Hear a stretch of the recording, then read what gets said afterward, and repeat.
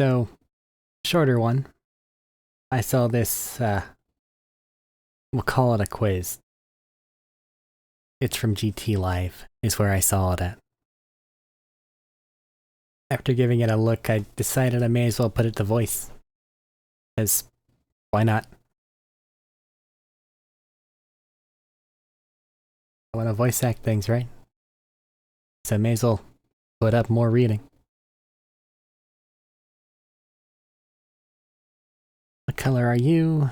Red, orange, yellow, green, blue, purple, and pink. Which of the rainbow's hues are you? Take our quiz to find out. Okay. And start. I thought about finding a way to make the ads go away, but like, it shifts the screen. And the only way I would have to be able to do it is like super zoom in here.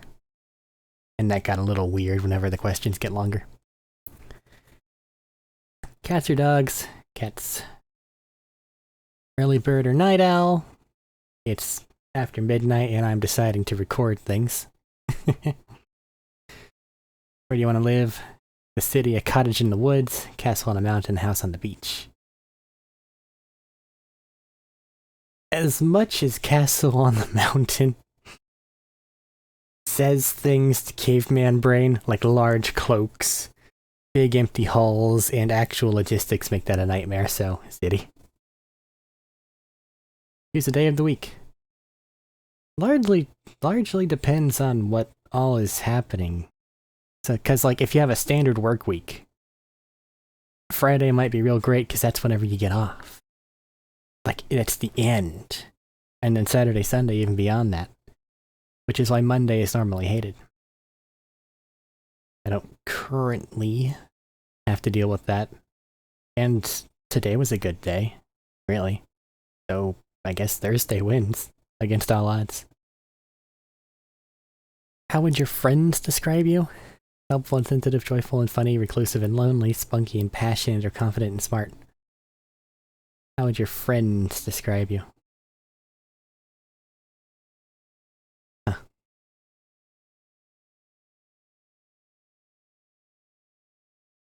I'm still reclusive even with close friends. It doesn't matter which of these I might say. Prefer to travel on foot, by car, by bike, by train, by boat, by plane. Until we actually get walkable cities, it's gonna have to be car. Favorite color of apple? I had a really good green apple in kindergarten. And then I never, like, found it again. Despite attempts to recreate it. So then we just go to standard apple. Red. It's fine. Pineapple on pizza? Yuck or yum?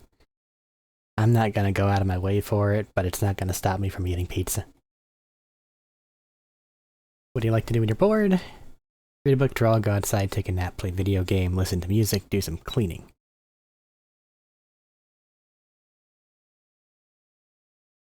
There's no, like, watch movie/video option.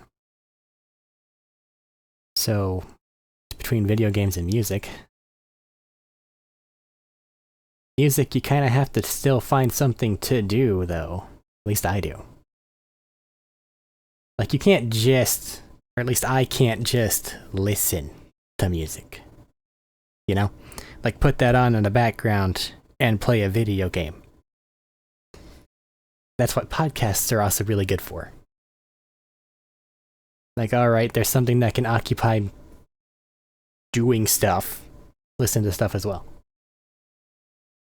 This will change, trust me. This isn't just gonna be this for an hour and a half.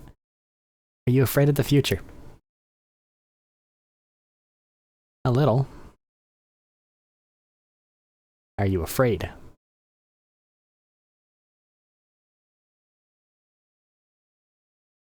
Nothing. Still nothing. I'm afraid. Alright, quiz.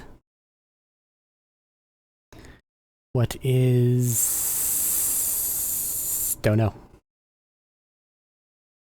I like this one. What kind of music do you like? Go back to normal stuff. I gravitate toward the metal. What are you doing at a party? Dancing, eating, socializing, hosting, petting the dog in the corner, or I didn't go. Well, if you didn't go to the party, then you're not doing anything at the party. This is a non-option. That's just saying that you hate something that people like. But as far as actual party activities go...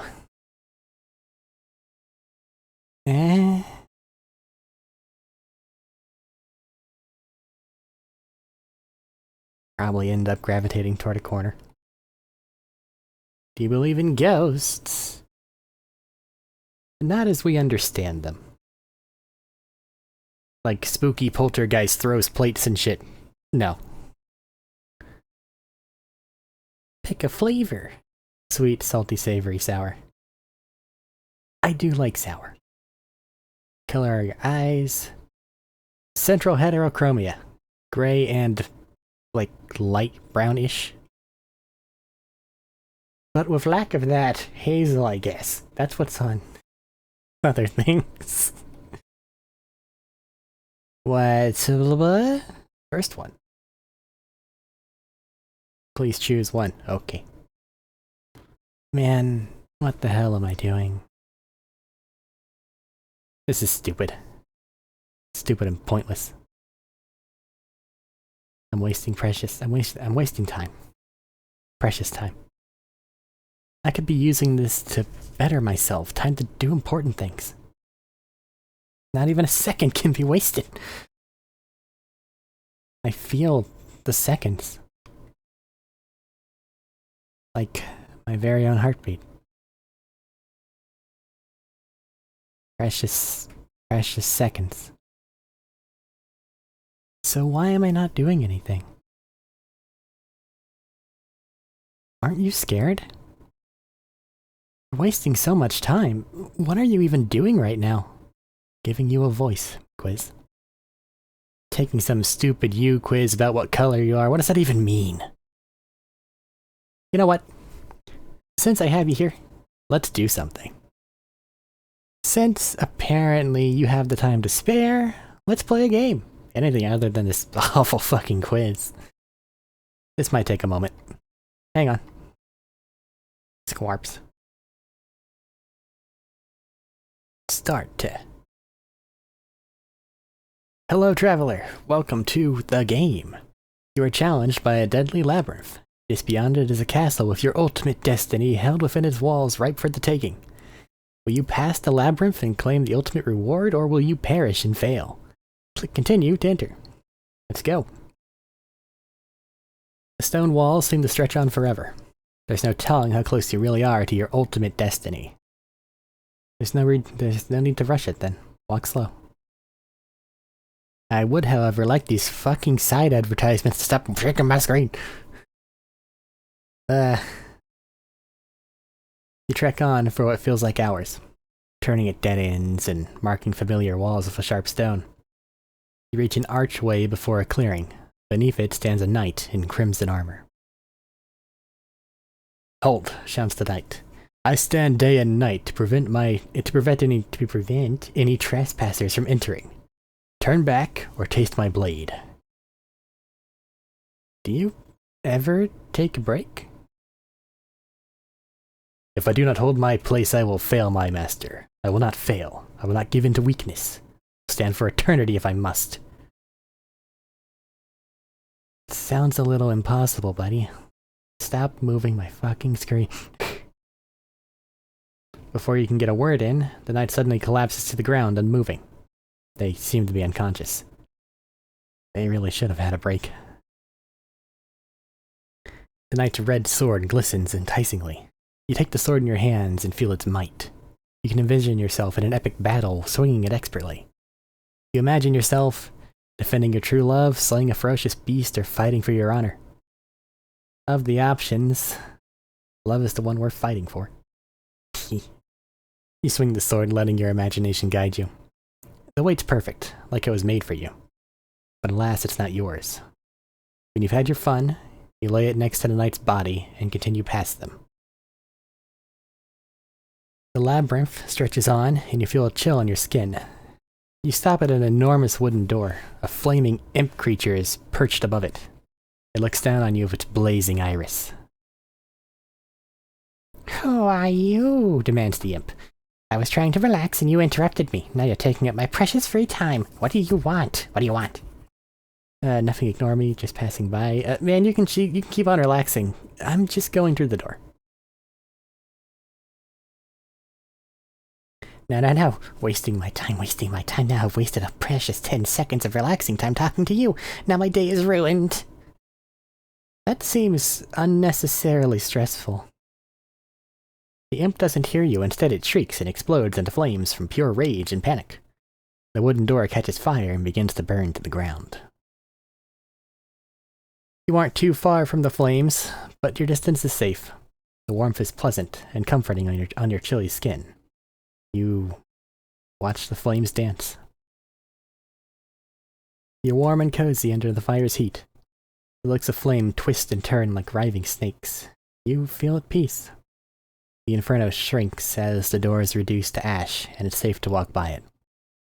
You hug your body away from the returning chill, and walk through the entryway.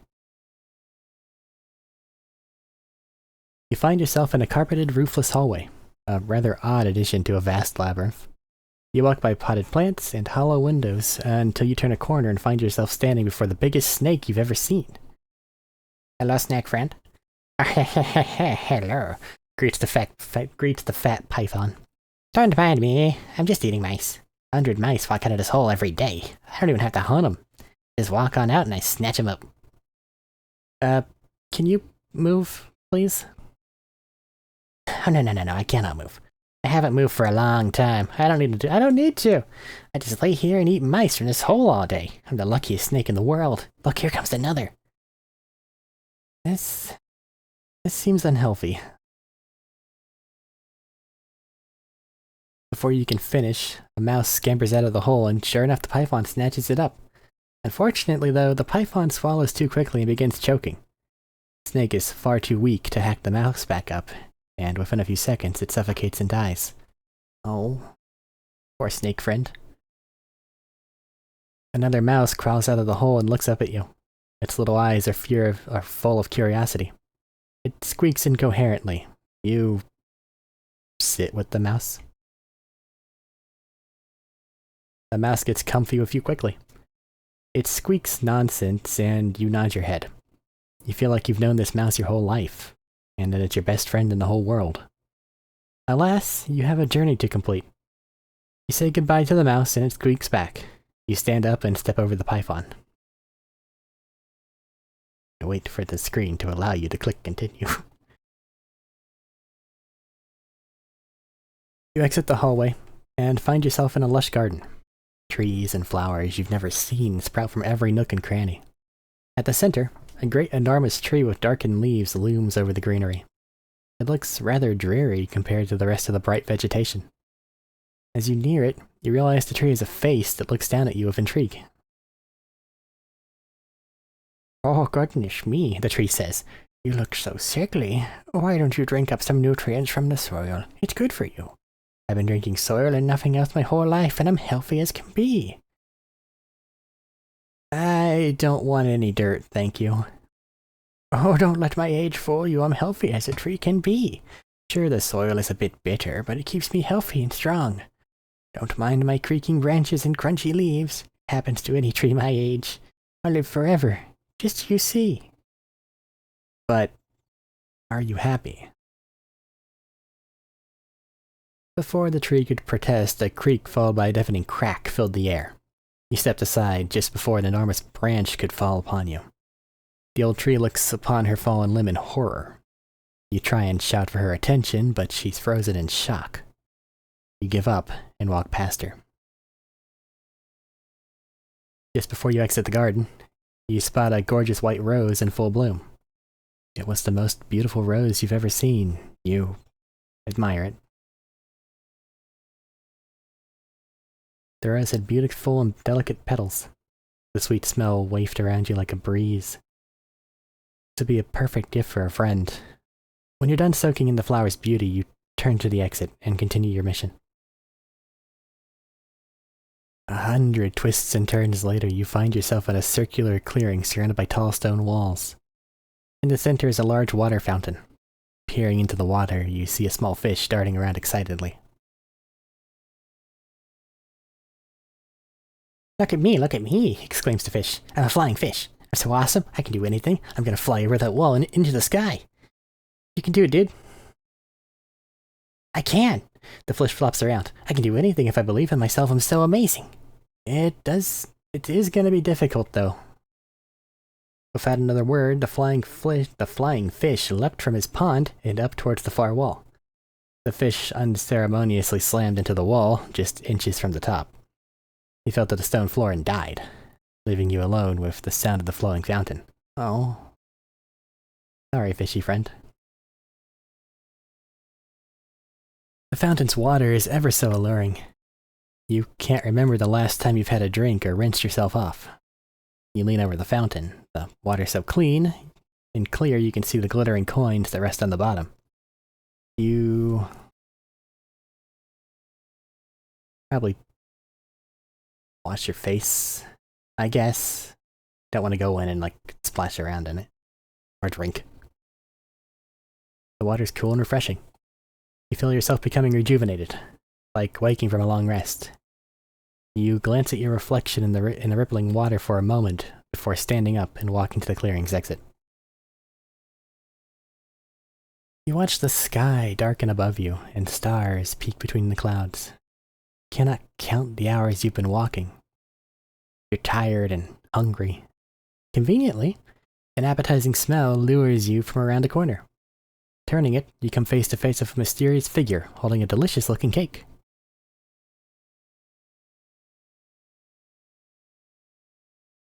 What? Who are you? Some dirt dweller? Be gone with you. The noble snubs at you. This cake is mine. I bought it with my many riches that you don't have. Okay, that's rude. I don't care. Get your gross poor hands away. I'm not sharing. I don't care if I can't finish it. I'm going to eat it alone in my big mansion. All by myself, no friends or family. And then I'll buy even more, just because I can. You seem lonely. The noble stares into space for a moment, seeming lost in thought, before they suddenly drop the cake on the ground and begin sobbing. Covering their face in shame, the noble runs away. Surprisingly, the cake survived the fall intact, resting perfectly on its tray. The cake is decorated with colorful sprinkles and frosting letters on the top that spell congrats on the will money. Upon closer inspection, the cake is split into 3 flavors, strawberry, vanilla, and chocolate. You take... haven't had strawberry in a while. The cake is delicious and moist, the perfect balance of frosting and sprinkles. You dare to say it might be the best cake you've ever had. You wish you could take another slice and save it for later, but you have nothing to carry it in. You leave the rest of the cake there. Maybe someone else will need it. You see your destination growing closer. The castle containing your ultimate destiny can't be too far now. You pass a few odd statues before a sudden burst of light sends you toppling over backwards. A bright pupil looks down on you in judgment. "Be not afraid," screams the angel. "I am here to guide you to the Lord. You've strayed too far from your path to heaven. Come with me and I will take you home. Your true destiny is under the wing of God." I don't want to go with you. What? You dare defy the commands of your Lord? You believe your destiny lies elsewhere. Can this be? How can this be? You must be lost. It seems unfulfilling, honestly. The angel's divine anger burned brighter, so bright in fact that the angel exploded in a flashbang of holy light. White feathers and beams of light shot in every direction. The only remaining trace of the holy being was its large eye that fell to the ground like a bowling ball. The angel's eye glimmered under the moonlight. You rub your eyes and step closer to get a closer look. You are overcome with an urge to pick it up. You look into the eye. The angel's eye is warm and smooth, like sun-warmed glass. Rainbow light beams scatter around it like a prism. The inside was a complex arrangement of tiny opalized structures of every color you can think of. Holding it, you feel a sense of safety and calming. You wish you could hold it in your hands forever, but your destiny is too close to put it on hold now. As the sky glows orange above the rising sun, you finally see the castle, only a few yards away. Your tired legs quicken and your mind focuses on your destination. Your ultimate destiny is so close to yours. A rumble beneath your feet trips you. The ominous sound of cracking stone deafens your ears. The massive wall of stone up ahead is crumbling. A massive chunk of stone falls and tumbles your way. You're not fast enough. You die. You never achieved your destiny, or found your purpose. You died without a name in the world that will forget you. Game over.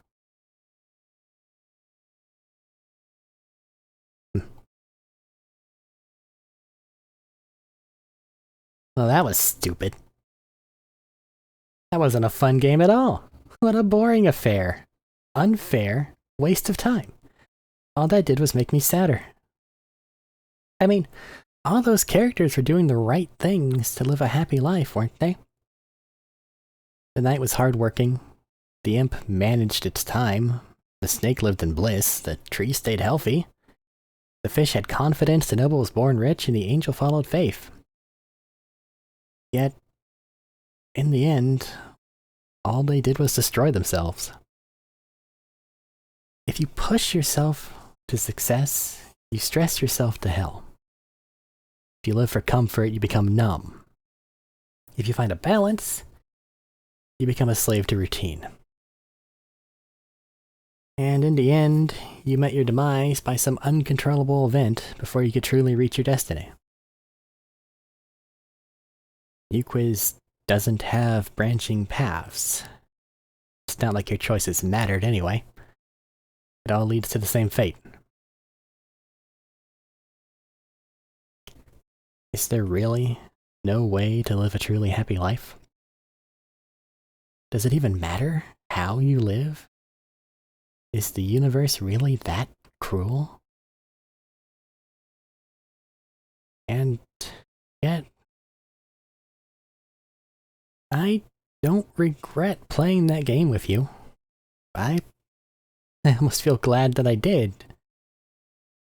Why is that? It was the little things, wasn't it? The cool sword, cozy fire, cute mouse, beautiful rose, the refreshing water, tasty cake, mysterious eye. The little crumbs of happiness. The little pieces of life. It was the little things that made life, huh? That's so stupid and corny. But it's true. In our effort to live a life of meaning, we often forget to, well, live.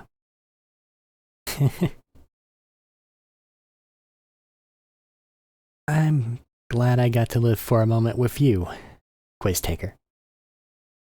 Speaking of that, I should really let you go now.